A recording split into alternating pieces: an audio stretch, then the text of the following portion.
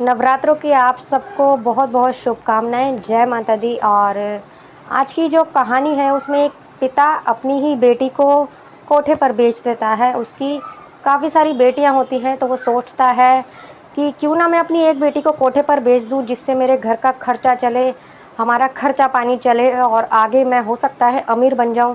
ये सोच के वो अपनी बेटी को कोठे पर बेच देता है। और जो बेटी होती है वो भी इतनी समझदार होती है कि वहाँ रहते हुए अपने पिता को पैसे भी देती है, अपने पिता का घर चलाती है और अपनी पढ़ाई भी जारी रखती है, पढ़ाई भी करती है। और वहाँ से निकलने के बाद अपने पिता के बारे में सबको बताती है, लेकिन अपने पिता का नाम नहीं बताती। और जब लास्ट में उसके पिता को ये लगता है कि मैंने अपनी बेटी के साथ बहुत गलत किया है, तो वो ये सदमा बर्दाश्त नहीं कर पाते और उनकी मौत हो जाती है।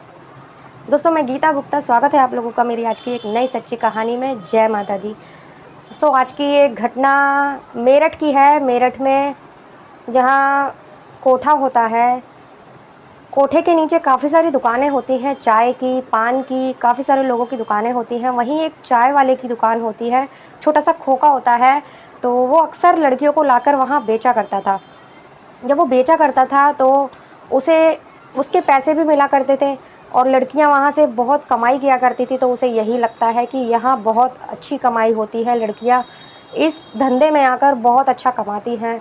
तो उसकी बेटियां होती हैं 4-5, वो यही सोचता है कि क्यों ना मैं अपनी एक बेटी को यहाँ बेच देता हूँ, तो वो ज़िंदगी भर कमाएगी और मुझे खिलाएगी, इससे मैं भी पैसे वाला हो जाऊंगा, मेरे घर की रोजी रोटी भी चलेगी इससे। तो वो यही सोचकर अपनी बेटी को वहाँ लेकर आता है। और कमाल की बात यह है, जब वो अपनी बेटी को बेचता है तो वहाँ की जो मालकिन होती है उसको नहीं बताता कि ये मेरी ही बेटी है। और अपनी बेटी को, महज 13 साल की वो बेटी होती है उसकी, और उसे भी नहीं बताता है कि ये मेरी बेटी है। मालकिन को, अपनी बेटी को धमका देता है कि अगर तूने किसी को भी बताया कि मैं तेरा पिता हूँ तो अच्छा नहीं होगा तेरे लिए।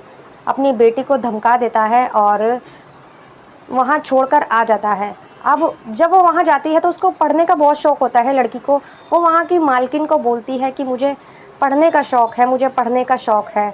और जब पढ़ने का उसको शौक़ होता है तो वहाँ की जो मालकिन होती है तो कहती है, ठीक है, मैं पढ़ाई करवा दूंगी तेरी, लेकिन तुझे स्कूल नहीं भेजूंगी, टीचर को घर पर ही यहीं बुला दूंगी और यहीं पढ़ाई कर। तो वो उसके लिए एक टीचर लगा देती है और वो पढ़ती है।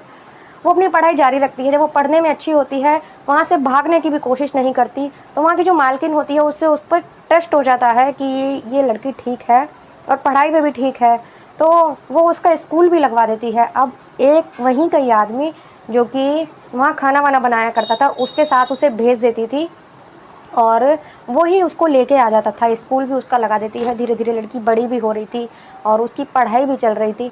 अब वो लड़की बड़ी हो जाती है तो उसको इस काम के लिए वो बोलती है, तो लड़की ज़्यादा उसको आनाकानी नहीं करती, मना नहीं करती, सिर्फ उसके आगे एक शर्त रखती है। वो उसको कहती है कि मेरी जो भी कमाई होगी उसमें से आधा हिस्सा मैं आपको दूंगी, पूरा नहीं दूंगी।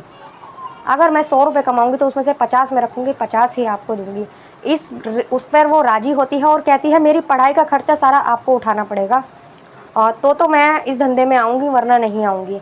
तो इस उससे मालकिन तैयार हो जाती है। बहुत खूबसूरत लड़की थी और वो इस धंधे में काम करने लगती है। और धीरे धीरे वक्त निकलता जाता है और उसका जो पिता होता है वो वहाँ आया करता था, चाय देने के बहाने आया करता था। और वो उसके चाय के जो लेके आता था उसमें वो पैसे डाल दिया करती थी उसकी बेटी। किसी को नहीं पता था कि वो उसी की बेटी है। ऐसे ही दिन निकलते जाते हैं और एक दिन की बात है, वहाँ रेड पड़ती है। जब वहाँ रेड पड़ती है तो एक नेपाली लड़की थी वहाँ, बहुत सीधी सादी लड़की थी। कोई खबर देता है कि वहाँ नेपाली लड़की है, उसको निकाल कर लाना है। तो वहाँ जब मीडिया वाले जाते हैं और एक अतुल शर्मा करके होती हैं जो कि लड़कियों की ही देखभाल करती है, वो भी जाती हैं उनके संग। जब उस लड़की को बाहर निकाला जाता है तो जब वही लड़की होती है जिसके पिता ने भेजा था, वो भी कहती है कि मुझे भी यहाँ से जाना है। तो उसको भी निकाला जाता है। वहाँ रेड पड़ जाती है तो सभी भाग जाते हैं। वहाँ की मालकिन भी इधर उधर हो जाती है। तो दोनों लड़कियों को बाहर लाया जाता है। वो लड़की बहुत सहमी हुई थी, डरी हुई थी, जो दूसरी नेपाली लड़की थी।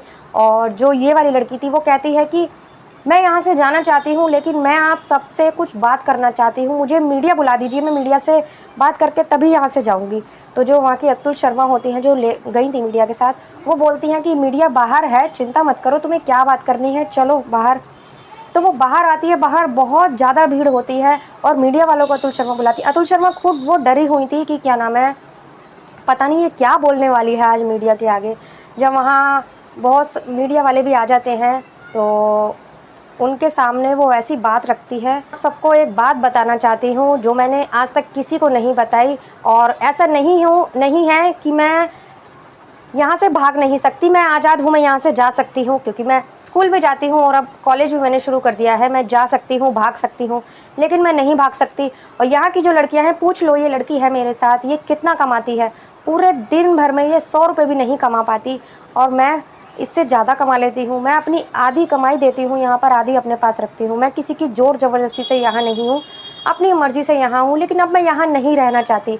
और अगर मैं यहाँ रहूँगी तो आधी कमाई मैं उसको दूंगी, लेकिन अगर कहीं भी जाऊंगी, मैं घर में भी काम करूंगी किसी के, तो पूरी कमाई मेरे पास रहेगी। मैं किसी की बंधुआ मजदूर बनकर नहीं रह सकती, और इसीलिए यहाँ से जाना चाहती हूँ। मैं आप सबके सामने एक बात कहना चाहती हूँ। वो बताती हैं कि मुझे यहाँ भेजने वाला कोई और नहीं है, मेरे पिता हैं, और वो आज भी यही हैं, आप सबके बीच में हैं।